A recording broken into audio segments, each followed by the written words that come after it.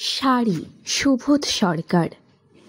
বিয়েতে ৫১টা শাড়ি পেয়েছিল মেয়েটা। অষ্টমঙ্গলায় ফিরে এসে আরও ৬টা। এত শাড়ি একসঙ্গে সে জীবনে দেখেনি। আলমারির প্রথম তাকে সে রাখল সব নীল শাড়িদের।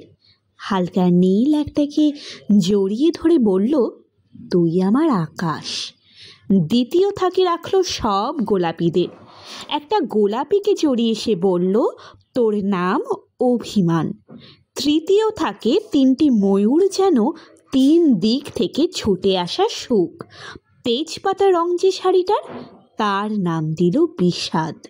সারা বছর সে শুধু শাড়ি উপহার পেল। এত শাড়ি সে কি করে এক জীবনে পরবে? কিন্তু বছর যেতে না যেতেই ঘটে গেল সেই ঘটনাটা।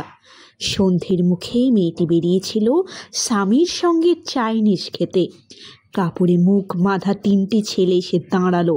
স্বামীর তলপেটে ঢুকে গেল ১২ ইঞ্চি, ওপর থেকে নিচে, নিচে থেকে নেমে ডান দিকে, যাকে বলে এল। পড়ে রইল খাবার। চিলি ফিশ থেকেও তখনও ধোঁয়া উঠছে। এর নাম রাজনীতি, বলেছিল পাড়ার লোকেরা। বিয়েতে ৫১টা শাড়ি পেয়েছিল মেয়েটা। অষ্টমঙ্গলায় ফিরে আরও ৬টা।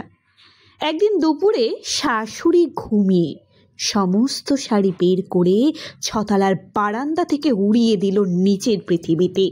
শাশুড়ি পরিয়ে দিয়েছেন তাকে সাদা থান। ১৯ বছরের একটা মেয়ে সে একা, কিন্তু সেই থানও এক ঝটকায় খুলে নিল ৩ জন। পাড়ার মোড়ে একটি সদ্য নগ্ন বিধবা মেয়ে দৌড়াচ্ছে আর চিৎকার করছে, বাঁচাও। পেছনে ৩ জন। সে কি উল্লাস! নির্বাক পাড়ার লোকেরা। বিয়েতে ৫১টা শাড়ি পেয়েছিল মেয়েটা। অষ্টমঙ্গলায় ফিরে এসে আরও ৬টা।